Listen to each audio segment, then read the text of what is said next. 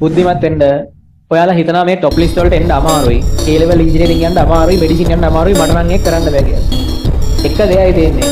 තමන් පොඩ්ඩක් සද්ද නැතුව හොඳ මානසිකත්වයක වැඩ කරන්න. ඔයාලට තේරෙන්නේ නැහැ මේ විභාගේ 80000 ලිව්වට 175 ඉන්න සම්පූර්ණ ට්‍රැක් එක. ඇත්තටම කියන්නේ එහෙම වැඩක් කරලා තමන්ට පොඩි ඩිසිප්ලින් එකක් තියාගෙන හින ටාගට් එකක් තියාගෙන වැඩ කරන උන් ලියනවා අඩුයි මේ විභාගේ. ලියන උන්ගෙන් සෙට් එකක් engineering medicine යනවා. ලේසි වැඩක්. කිසිම තමයි කිසි ටාගට් එකක් නැති ඔහේ වැනි ඉන්න විශේෂයෙන් වැඩක් කරන්න තමන්ට කියලා ඩිසිප්ලින් එකක් හදාගන්නේ නැති උන් තමයි වැඩිපුර ලියන්නේ. ඉතින් තමන්ට එතන තියෙන ටැලන්ට් එක සම්බන්ධව දෙයක් නෙමෙයි කාටද O level වැඩිම රිසල්ට් එක තිබ්බේ කවුද පොඩි කාලේ පට්ට දක්ෂයා ඒව වැඩක් නැහැ. දක්ෂතාවය නෙමෙයි මෙතන තියෙන්නේ පොඩි පිළිවෙලකට වැඩක් කිරිල්ල. හරි පොඩි කාලයක් තියෙන. මේ පොඩි කාලයකදී මේ වැඩේ කරන්න පුළුවන් හරියට කරගත්තොත් ඒ. ඊළඟ මේ සමාජය ගැන කියන්න දැන් අර කාරකාත්මක වරද ඉගෙන ගන්න වීඩියෝ එක දැම්මා. channel එකට. ඒකේ තියෙන්නේ මොකද්ද ඒකේ ශබ්ද වැඩි වෙද්දී ලයිට් ගන්න වැඩි වෙන එකක් දෙන එක කරා. නිකමට කමෙන්ට් බලන්න සින්දුව කියන එකගේ නම් මොකක්ද? මීට වඩා ලස්සන සින්දුවක් නැද්ද? හරිද? සින්දුව කියනකොට එහෙන අනිත් පැත්තේ සද්දය ඇහුනේ මට විතරද? හරිද? කාරකාත්මක වරදක් ගැන පොඩ්ඩක්වත් උන් හිතන්නේවත් නැහැ.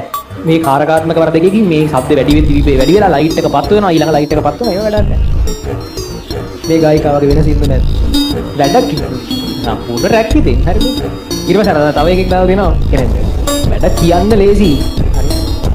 ඕනේ කෙනෙක්ට වැඩ කරනවා වගේ පෙන්වන්න එන දක්ෂතාවය වගේ පෙන්වන්න තමන්ට පුළුවන් කියලා පෙන්වන්න ලේසි. ඒක හොඳටම තේරුම් ගන්න පුළුවන් අපිට ක්‍රිකට් මැච් පරදින දවස්වලට. ලංකාව ක්‍රිකට් මැච් පරදින දවස්වලට කොච්චර මිනිස්සු බයිනවද කියනකො Facebook එකේ උන්ට කොච්චර උපදෙස් දෙනවද කියනකො ක්‍රිකට් ටීම් එක මේ ඕඩර් එකේ මෙයා බැට් කරා නම් ඔහොම වෙන්නේ නැහැ. මේ වෙනුවට අර ප්ලේයර් දැම්ම නම් මෙහෙම වෙන්නේ නැහැ. ශ්‍රී ලංකා ටීම් එකේ වෙනසක් කරන්න ඕනේ. ඔහොම නෙමෙයි ගහන්න ඕනේ. මේකට මේ ෂොට් එක ගහලා වැරදි. මේ වෙලාවේ මේ බෝලේ දාන්න තු අර බෝලේ දාන්න පට්ට ලොකු දිග්ග හැලි දෙන්නේ හරි.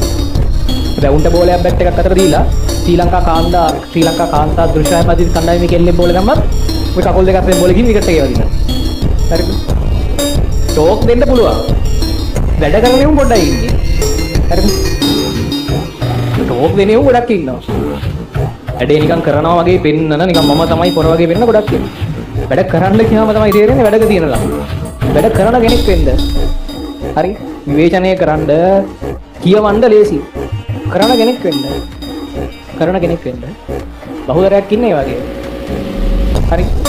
දැන් මම දැන් අර වීඩියෝ එක මම පෙන්නන්ති.